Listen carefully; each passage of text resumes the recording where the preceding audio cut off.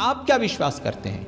आपने प्रार्थना किया, खुदावन का कलाम कहता है प्रार्थना करने वाला विश्वास कर ले कि उसके लिए हो चुका है। विश्वास करने वाले के लिए सब कुछ हो सकता है। आज अपना विश्वास अपने परमेश्वर पर बनाएं और अपने आप से कहे परमेश्वर के लिए कोई काम कठिन नहीं है। उत्पत्ति 18 अध्याय 15 वचन। तब सारा डर के मारे यह कहकर मुकर गई कि मैं नहीं हंसी। उसने कहा नहीं, तू हंसी तो थी। सारा अपने तंबू के भीतर हंस रही है और परमेश्वर उसे देख रहे हैं। और जब परमेश्वर कह रहे हैं वो झूठ भी कह रही है, नहीं मैं नहीं हंसी। परमेश्वर कहते हैं हंसी थी तू। परमेश्वर की नजरों से कुछ भी नहीं छुपा। वो सब कुछ जानते हैं, वो सब कुछ देखते हैं। जो कुछ भी आप छुप कर करते हैं वो भी परमेश्वर को पता है। सब कुछ देखते हुए भी परमेश्वर पिता शांत रहते हैं और आपको ये मौका देते हैं कि आप उससे क्षमा की याचना करें, आप क्षमा को प्राप्त करें, उसके अनुग्रह और करुणा को प्राप्त करें। आपकी कोई भी बात परमेश्वर के नजरों से छिपी नहीं है।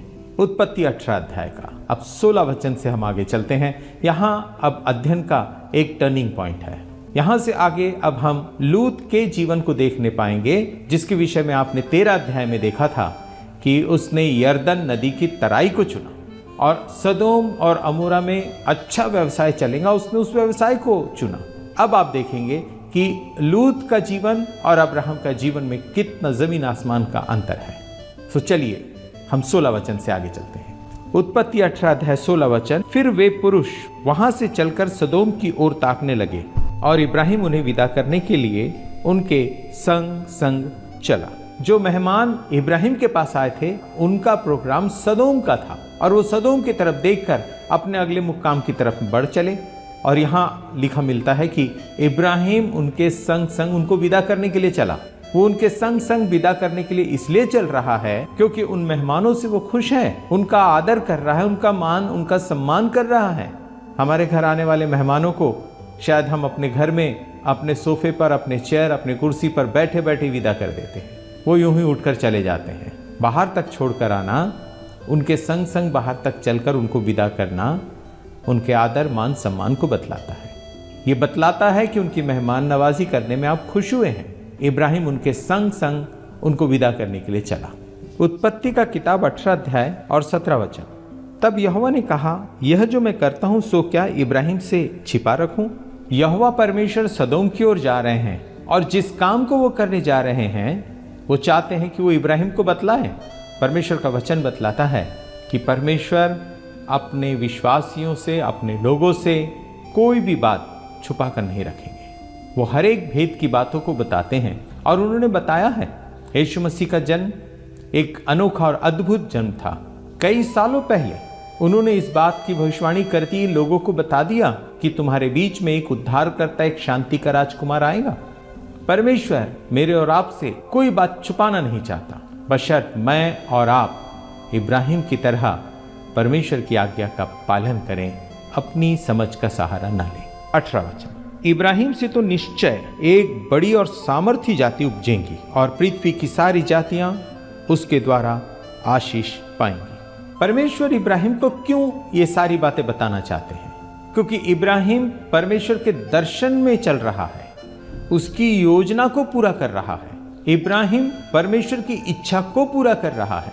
इसलिए परमेश्वर ने कहा इब्राहिम से एक बड़ी जाति उत्पन्न होने वाली है और वो परमेश्वर करने वाले हैं। और इसी कारण से परमेश्वर इब्राहिम से कोई भी बात छुपाना नहीं चाहते, वो उसे सारी बातें खुलकर बताना चाहते हैं। उत्पत्ति 18 अध्याय उसका 19 वचन। क्योंकि मैं जानता हूं कि वह अपने पुत्रों और परिवार को जो उसके पीछे रह जाएंगे आज्ञा देगा कि वे यहोवा के मार्ग में अटल बने रहे और धर्म और न्याय करते रहें, इसलिए कि जो कुछ यहोवा ने इब्राहिम के विषय में कहा है उसे पूरा करें।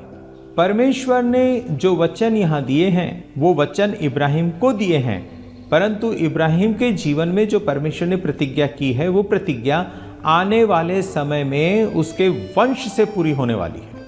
आपसे जो परमेश्वर ने बातें कही, जो भविष्यवाणियां आपके लिए की है, जो इच्छा परमेश्वर ने आपके लिए आप पर प्रकट की है, वो सिर्फ आप पर ही नहीं परंतु आपके आने वाले वंश के लिए भी है। परमेश्वर सिर्फ एक व्यक्ति के साथ ही अपनी प्रतिज्ञाओं को नहीं बांधता, परंतु उस व्यक्ति के द्वारा उसके पूरे वंश के साथ उन प्रतिज्ञाओं को मानता है और पीढ़ी दर पीढ़ी परमेश्वर की प्रतिज्ञाएं, परमेश्वर की आशीषें उनके वंश के साथ बनी रहती है। उत्पत्ति 18 अध्याय 20 वचन। फिर यहोवा ने कहा, सदोम और अमोरा की चिल्लाहट बढ़ गई है और उनका पाप बहुत भारी हो गया है। 21 वचन। इसलिए मैं उतर कर देखूंगा कि उसकी जैसी चिल्लाहट मेरे कान तक पहुंची है, उन्होंने ठीक वैसा ही काम किया है कि नहीं, और न किया हो तो मैं उसे जान लूंगा। 20 वचन में परमेश्वर कह रहे हैं सदोम और अमोरा की चिल्लाहट बढ़ गई है। इसका अर्थ है, साधारण सा अर्थ है, और वो ये है कि सदोम अमोरा के पाप का घड़ा भर गया है। 21 वचन। इसलिए मैं उतर कर देखूंगा कि उसकी जैसी चिल्लाहट मेरे कान तक पहुंची है, उन्होंने ठीक वैसा ही काम किया है कि नहीं, और न किया हो तो मैं उसे जान लूंगा। 21 वचन में परमेश्वर पिता कह रहे हैं कि मैं उतरकर उनके कामों को देखूंगा। मतलब परमेश्वर पिता न्याय करते हैं, उनका न्याय सच्चा है। परमेश्वर भावनात्मक होकर काम नहीं करते, परंतु वो पूरी समझदारी के साथ बुद्धिमत्ता से न्याय करते हैं और सच्चा न्याय करते हैं। 22 वचन। सो वे पुरुष वहां से मुड़ के सदोम की ओर जाने लगे, पर इब्राहिम यहोवा के आगे खड़ा रह गया। 23। तब इब्राहिम उसके समीप जाकर कहने लगा, क्या तू सचमुच दुष्ट के संग धर्मी को भी नाश करेगा? इब्राहिम बोल रहा है। अब उसने परमेश्वर से बात करना शुरू किया। अब तक वो खामोश था, चुप शांत था। इब्राहिम क्यों बात कर रहा है? जैसे ही उसने अपने कानों से परमेश्वर की इन बातों को सुना कि वो सदोम और अमोरा का नाश करने जा रहा है, उनका न्याय करने जा रहा है। इब्राहिम सदोम और अमोरा के बारे में अच्छे से जानते हैं कि वो दुष्ट लोग हैं, वहाँ रहने वाले पापी लोग हैं, परंतु उन पापी और दुष्ट लोगों के मध्य में उसका भतीजा लूत है, जो बड़ी धार्मिकता के साथ जीवन गुजारता है। उसका भतीजा है। सदोम और अमोरा नाश होने वाले हैं और वहाँ वो उस देश में है। इब्राहिम परमेश्वर का जन है। इब्राहिम परमेश्वर का अभिषिक्त है। इब्राहिम परमेश्वर का चुना हुआ है। इसलिए उसके मन में अपने लोगों के प्रति और साथ ही साथ उस व्यक्ति के प्रति जिस व्यक्ति ने उसको छोड़ दिया और छोड़कर उसके पास से चला गया, न बल्कि 13 अध्याय पर 14 अध्याय में हम लोगों ने देखा था, इब्राहिम ने उसे बचाया, उसके लिए युद्ध किया, मुट्ठी भर लोगों को लेकर गया और परमेश्वर पिता की सामर्थ्य से होकर उसने लाखों लोगों से युद्ध करके वो विजय हासिल करके और सदोम और अमोरा के लोगों को और साथ ही साथ लूत और उसके परिवार को भी छुड़ाकर लेकर आया। लूत जब उस बंधुआई से छुटकर आया, वो वापस फिर सदोम और अमोरा में ही जाकर बस गया, अपने बच्चों के साथ, अपनी बीवी के साथ। पर इब्राहिम आज भी ऐसी स्थिति और ऐसी परिस्थिति में भी लूत के प्रति जो प्रेम है, इब्राहिम के मन में वो प्रेम कम नहीं हुआ, क्योंकि वो परमेश्वर का जन है। परमेश्वर का जो जन है, परमेश्वर का जो चुना हुआ है, परमेश्वर पर जो विश्वास रखते हैं, उनके मन में भी ठीक वैसा ही प्रेम होता है जैसा परमेश्वर ने जगत से प्रेम किया और उसने अपना इकलौता पुत्र दे दिया। वही प्यार, जिस प्यार में सच्चाई है, जिस प्यार में कोई बनावट नहीं, वो प्यार इब्राहिम के मन में है। वो सिर्फ परमेश्वर का जन ही नहीं, परंतु परमेश्वर के स्वभाव से भी वो परिपूर्ण है। वो परमेश्वर के सामने खड़ा हो गया लूत का बचाव करने के लिए, पर उसने परमेश्वर से सीधे सीधे बात नहीं कहा।